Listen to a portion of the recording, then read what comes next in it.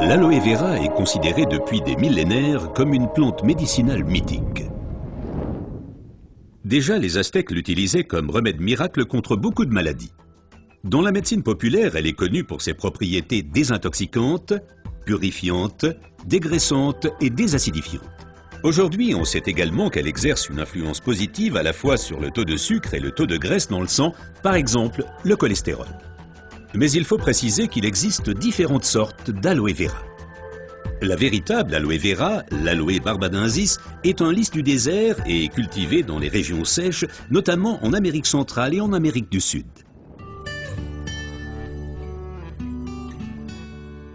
L'efficacité de l'aloe vera dépend principalement de son traitement, mais les différences se font dès la récolte. Pour éviter d'abîmer la plante, les feuilles doivent être coupées à la main. Comme la pellicule supérieure de la feuille contient de l'aloïne toxique qui protège la plante contre les animaux et a un effet laxatif pour l'être humain, il faut bien séparer l'enveloppe du gel intérieur. Le gel est du reste l'élément le plus précieux de l'aloe vera. Il contient à lui seul plus de 150 composants importants et bénéfiques pour la santé tels que vitamines, enzymes, polysaccharides et oligoéléments.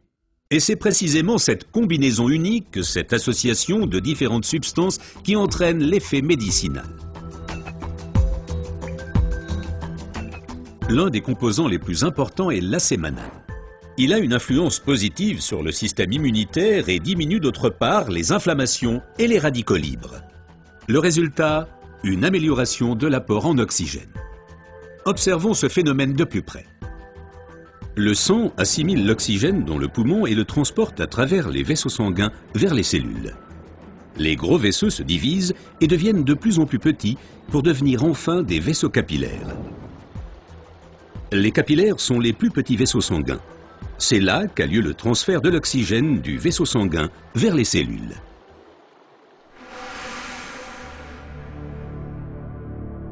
Une alimentation malsaine, la pollution de l'environnement, le stress et des exigences élevées affaiblissent notre système immunitaire.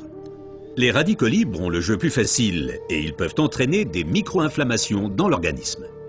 Ces inflammations altèrent les vaisseaux et entraînent un épaississement des parois des capillaires. Ce gonflement rétrécit le vaisseau et les globules rouges circulent plus lentement à travers les capillaires, entraînant une baisse de l'alimentation en oxygène. Et c'est là que l'aloe vera intervient. Elle réduit le gonflement des parois des capillaires. Les globules rouges circulent plus rapidement et l'alimentation en oxygène est améliorée. Les toxines et les impuretés sont évacuées plus rapidement. De récentes études indiquent que d'autres substances naturelles peuvent encore améliorer l'effet de l'aloe vera. Parmi ces substances, il faut citer tout d'abord le silicium, mais aussi l'huile d'onagre et enfin les minéraux basiques. Observons tout d'abord le silicium d'un peu plus près. Le silicium est indispensable à l'organisme. C'est un élément structurant. Nous le connaissons surtout sous forme de sable de quartz que l'on trouve dans la pierre et le béton.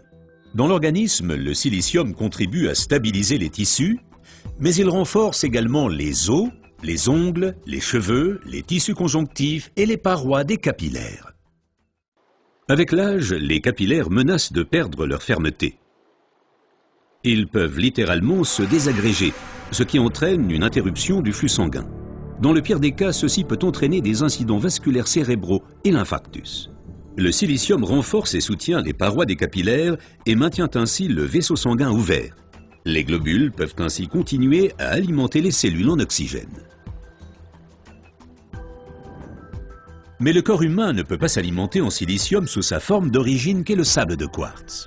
Toutefois, la nature offre des alternatives, et notamment une source végétale idéale, l'ortie.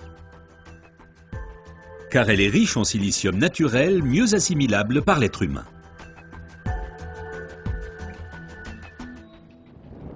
Une oxygénation optimale ne dépend pas uniquement des capillaires, mais aussi et surtout de l'état du sang. Le sang ne peut bien circuler dans les vaisseaux capillaires que s'il est suffisamment fluide. Certaines substances peuvent améliorer la fluidité du sang, l'huile d'onagre avec ses acides gras insaturés et naturellement les minéraux basiques. Les acides gras insaturés sont des fluidifiants du sang. Ils empêchent les globules de s'agglutiner et donc un épaississement du sang. Les minéraux basiques soutiennent l'élasticité des globules rouges et facilitent ainsi leur passage à travers les capillaires. Ces deux éléments améliorent la fluidité du sang et garantissent ainsi son alimentation optimale en oxygène. Permettez-moi de récapituler. Une oxygénation satisfaisante de nos cellules est une condition importante de notre santé et permet également de prévenir les maladies graves. L'aloe vera et son effet décongestionnant améliorent l'oxygénation. Le silicium renforce les parois des capillaires et garde le vaisseau sanguin ouvert. Cet effet est renforcé par l'huile d'onagre et aussi par les minéraux basiques. Ce que la médecine populaire savait depuis longtemps est maintenant confirmé par la recherche moderne.